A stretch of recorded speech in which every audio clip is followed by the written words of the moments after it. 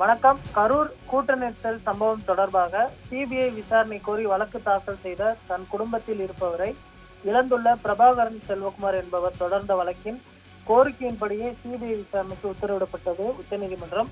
இந்த நிலையில் குடும்பத்தார் இருவரை பரிதாபமாக இழந்த துயரில் உள்ளவர் என்றும் பாராமல் வழக்கு தொடர்ந்த பிரபாகரனை திமுகவை சேர்ந்த ஒன்றிய செயலாளர் ரகுநாதன் தொடர்பு கொண்டு வழக்கை வாபஸ் பெற்றால் பணம், வேலை தருவதாக ஆசை வார்த்தை கூறி மிரட்டல் போன்ற துணியில் பேரம் பேசியதாகவும் அதைத்தான் மறுத்ததாகவும் தன் பெயருடன் சில ஊடகங்களில் தான் வழக்கை தொடர்ந்ததாகவும் தவறான செய்தி வெளிவந்துள்ளதாக தெரிவித்துள்ளார்.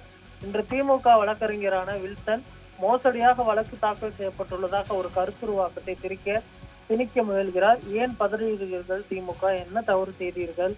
வழக்கு வாபஸ் பெற உங்கள் கட்சி ஒன்றிய செயலாளர் மூலம் எதற்கு பணம், வேலை தர முன் வருகிறீர்கள்? ஏன் பிரபாகரன் மிரட்டப்படுகிறார்? நீதி அமைப்பின் உச்சமான உச்சநீதிமன்ற தீர்ப்பையே தங்கள் விஞ்ஞான ஊழல் தந்திரத்தால் தீர்த்து பேசும் அளவிற்கு எதை மறைக்க, யாரை காப்பாற்ற இவ்வளவு முனைகின்றீர்கள்? திமுகவின் அரசியல் தில்லுமுள்ளார்கள் தீர்ந்தபாடில்லை. திமுக ஆட்சி செய்தால் நீதியே இவர்களுடன் போர் செய்ய வேண்டிய நிலையில்தான் உள்ளது. வழக்கு தொடர்ந்த பிரபாகரன் தனக்கும் தனது தயாருக்கும் பாதுகாப்பு வேண்டி காணொலி வாயிலாக கோரிக்கை வைத்துள்ளார். அவர்களுக்கு சிறு கீறல் விழுந்தா கூட அதற்கு இந்த ஸ்டாலின் மாடல் திமுக அரசு தான் முழு பொறுப்பேற்க வேண்டும் என்று தற்பொழுது இபிஎஸ் அவர்கள் இந்த கண்டன அறிக்கையினை தற்பொழுது வெளியிட்டு இருக்கிறார்.